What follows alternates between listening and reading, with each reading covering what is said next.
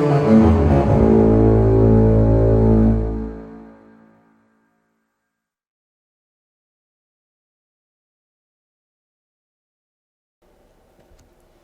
there, everybody. It's Chris, Kerbal Space Program Hard Mode. This is episode 7, Comm Array or Comm Relay for Reelz.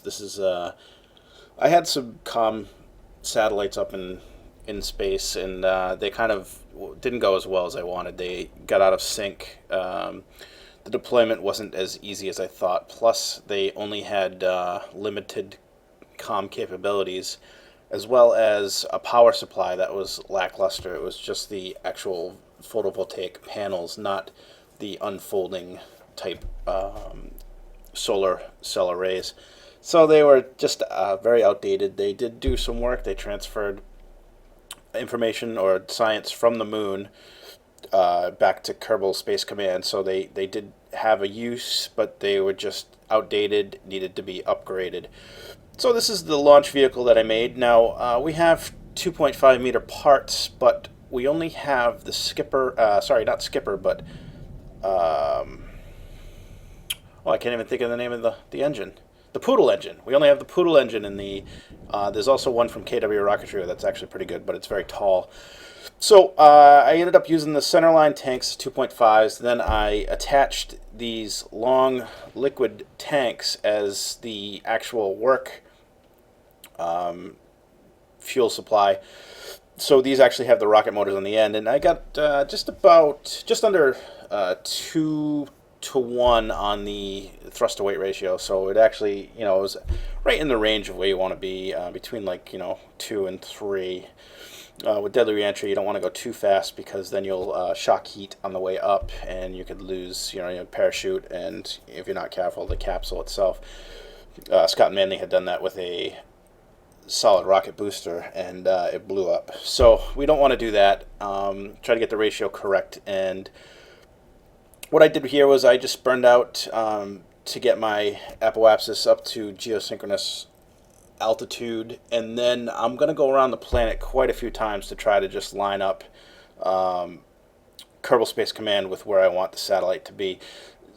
There's better ways to do this. I just happened to do it. I had plenty of life support. I took one of the actual life support discs, which has about 80 days worth of life support for one Kerbal, but it's 80-day units. So if it's if you had a 3-man pod, it would be obviously a third of that many days. And I don't know if you feel like doing the math right now. So what I'm going to do is I'm going to just cut the video here, and then I am going to speed up the rest of this, or cut it out completely, so you can avoid a long. It was probably about 10 minutes I had to go around. So I'll cut that out. But just that's about it. Let me do that, and then we'll come back when we get closer to what we're doing.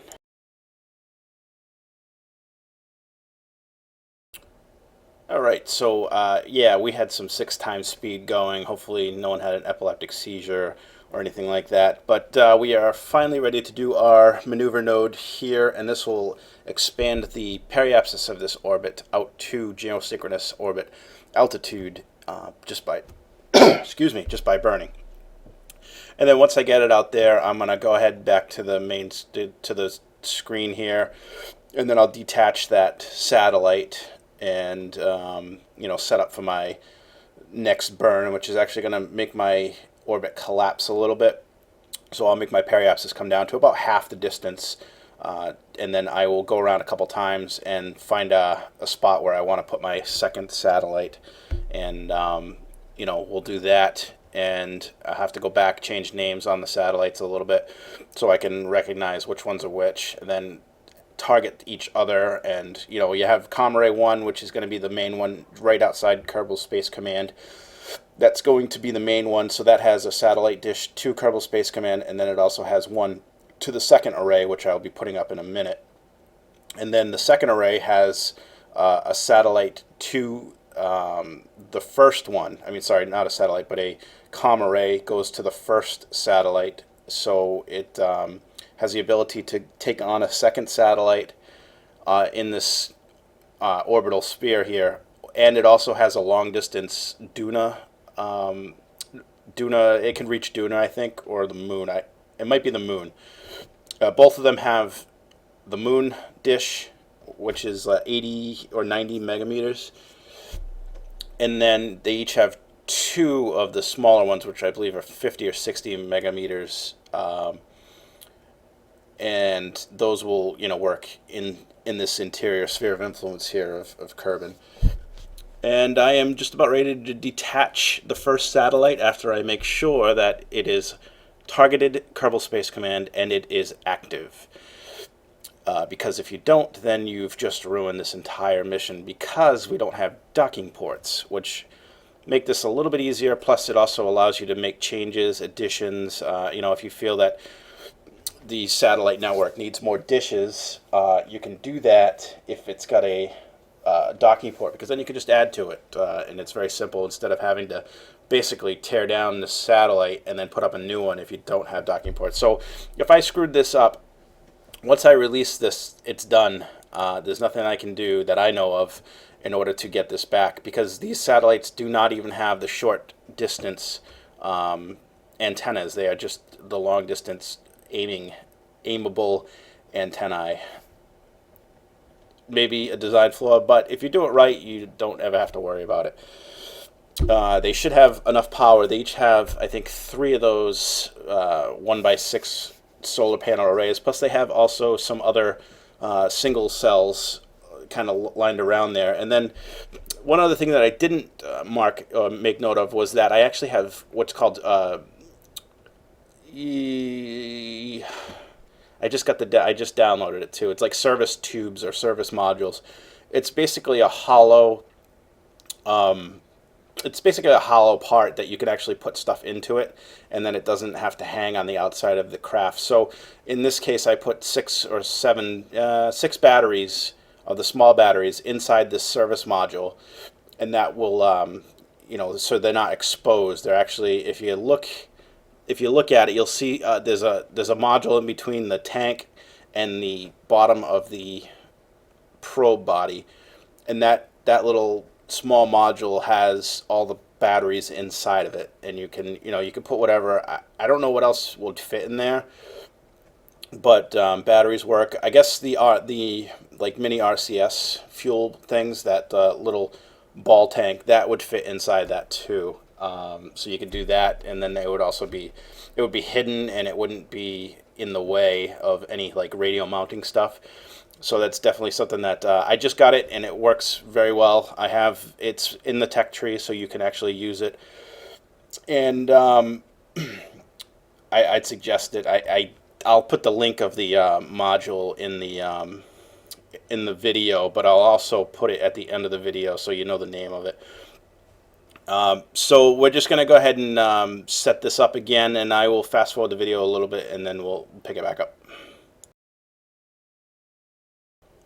Okay, so I'm making my final burn preparations here for deploying the second satellite, and we'll go through this. I will go back to the the regular screen here, and I'll detach that once I make sure everything's good. But I did have to go back. I changed the name of the first satellite, the one directly in contact with Kerbal Space Command, named that Comm Array 1. And then I put this other satellite, made sure I aim it at Comm Array 1, right? So and activate it, and that way, once I detach, it will be connected at least to Comm Array 1.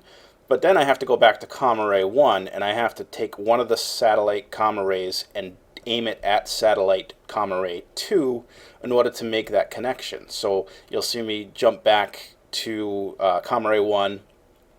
I will then apply that. Actually, I'm going to rename. Sorry, this is all post commentary. I'm going to rename Comm Array 2, right? So I know which one is the target for Comm Array 1. Now that I've detached it from my capsule, and then I'll go to Comm Array 1 in the map. I'll switch over to command that, and I will aim Comm Array 1 at Comm Array 2. So now Comm Array 1 is connected directly to Kerbal Space Command, and then on another dish or another antenna connects to Comm Array 2.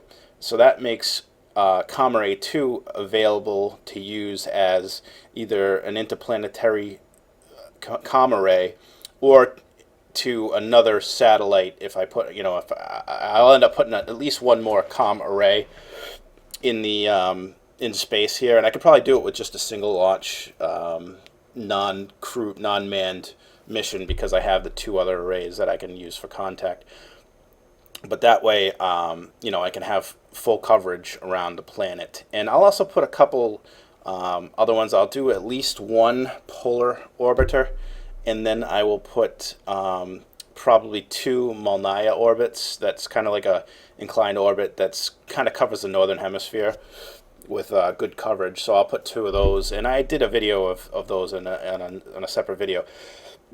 But that gives you pretty much all the coverage you're going to need at any time, and then you can get away with using the short range the omnidirectional antennas, because there should be enough coverage between all the satellites, anything that you're using inside the sphere of influence of Kerbal. Now, obviously, there's going to be a station up here once we get the parts unlocked, and then there's going to be more manned missions to the moon, and actually I'll start manned missions to Minmus as well once I get the comm arrays up. That way I can kind of spam science, and I don't have to keep doing long missions, because it does take a while to do all those. Even if even if everything's perfect, it does take a while. Just you have to physically go through the time. Now, also on these satellite arrays, I also put these, you can see them barely, they're radial radiators, so hopefully that stops the solar panels from drawing too much heat. They don't work that great in space in the vacuum, but they do work. I don't have the deployable thermal dissipators yet, and once I get those, I can put those on. But I mean, that's pretty much it. And then I'll just, here's the final array. This is what it looks like. So you see the connections, and then I'm just going to take this capsule into land, and then the scenery disappears again, and I have a weird glitch at the end. But the mission was a success, and hopefully, you guys got an idea of things that you can do and how to deliver multiple satellites at one time. As always, like, subscribe, comment, and let me know what your thoughts are. And also, if you need to, ask any questions, or if you want to see something else, or, you want to take a look at some of the mods that I do, go ahead. So, thank you.